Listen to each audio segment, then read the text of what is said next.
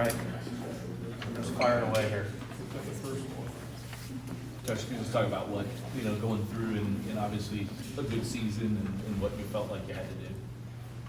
Relative to Pat, look, when we hired Pat a year ago, it was, I had all the belief in the world that he was going to be successful here. But then for him to put it all together from beginning to now, from not having a roster to building that roster to getting them to come together as a team and perform at the level that they did, for everything that they did around the community. As I always say, what makes this job different than others, and it's not just the job, it's the student athletes too, the visibility that the head coach and this team has in this entire community. And so for him to build that from where it was to where it is now, this is just, it's deserved is what it is. It's deserved, and excited to give him this extension and excited about the future of Louisville men's basketball.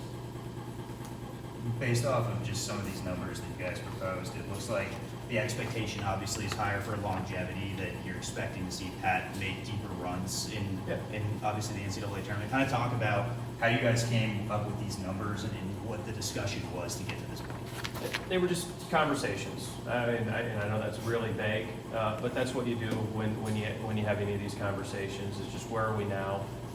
Where do we want to be as an athletic department, as an athletic director? Where do you want to be, or if they have an agent, where does your client want to be? And just having the back and forth and having those conversations. And I think we landed in a really good spot. I really do.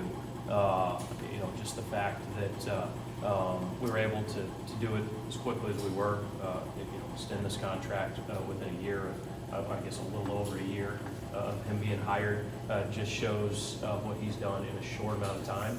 And this is not a knee-jerk reaction like, oh, this is a one-hit wonder. Pat's won almost every year anywhere that he's been. If you look at his success at Winthrop, his success at the College of Charleston, now his success at the University of Louisville. And so, to your point, yes, we expect him to continue to win and win in big ways here at the University of Louisville. Was there any part of the season that kind of surprised you? I know expectations were high and he's won everywhere, but to do what he did with the injuries and that kind of stuff? Yeah. If you would have told me, I think the best way I've put it, if you would have told me when we were going to hire Pat or shortly after we hired Pat that, hey, this basketball team is going to win 18 games in the ACC, they're going to go to the NCAA tournament, they're going to play in the ACC championship, I would have said, where do I sign? Because I want to sign it right now. And so absolutely, he's exceeded, the team exceeded expectations. And that doesn't mean the expectations for the program as a whole. Because I understand that this fan base, their expectations are to compete and win national championships, and that's Pat's expectation. It's my expectation.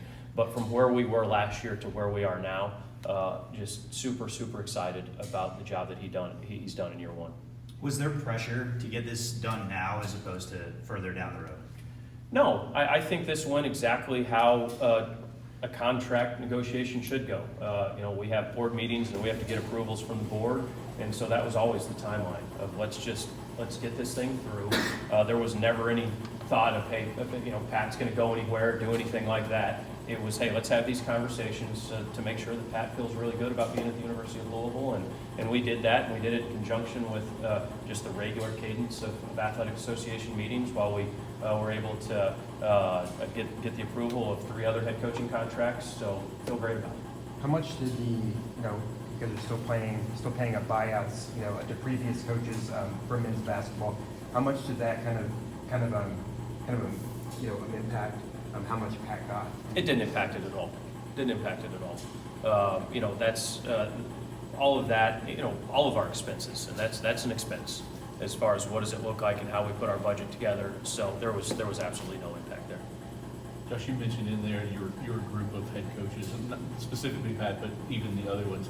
In this time, how important is it to keep them happy? If you have a group that you love, to keep them happy because the ever-changing, of college athletics. Yeah, I've said it a lot, and I'll continue to say it. I absolutely love this group of head coaches that we have, from Jeff Brom to Jeff Walls to Pat Kelsey to Dan Meskey, Ryan Blagg, Scott Teeter, Derek. I mean, I could go through all of them.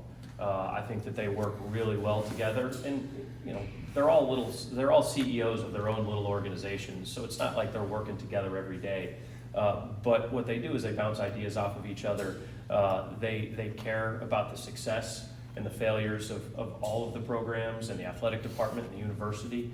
And so to be able to create that continuity where we just renewed 4 of those head coaches, it means a lot. Continuity is key in any organization. So I feel really good about what we got done today. Did you talk about the going to Washington earlier this week? Has anybody asked you about that?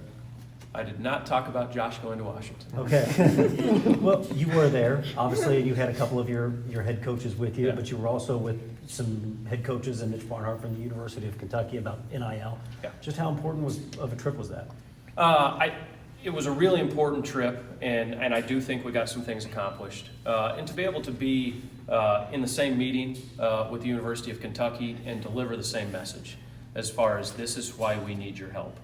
Because that's a big lift, right? To go to your elected officials in Washington, D.C. and say, we need your help. Because essentially what you're saying there is we haven't had the ability to figure this out on our own. Mm-hmm. But that was one of the key messages that we delivered yesterday, is that we have, if you back it up a year, even 2 years, we've had these conversations with our elected officials, and it's been, it was pretty consistent. Like, why don't you guys try to figure this out on your own?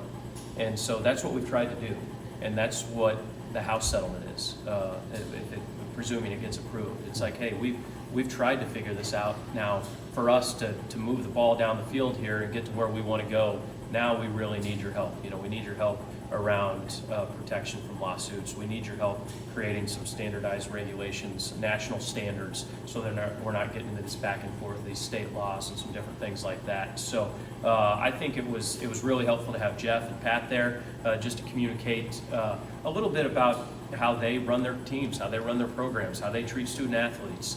All of those things were important. And then, like I said, to have Mitch there and Kenny there and Mark there, and then obviously there was a number of Power 4 ADs and coaches on the Hill. I think it was productive, and we'll just see here as we move into the future. Kind of building off of that, you mentioned in the board meeting how you'd had a bunch of conversation leading up to the inevitable expectation that the House settlement is going to get passed. As of right now, how prepared do you feel that Louisville is with the expectation that you're going to have that $20.5 million now baked into the budget?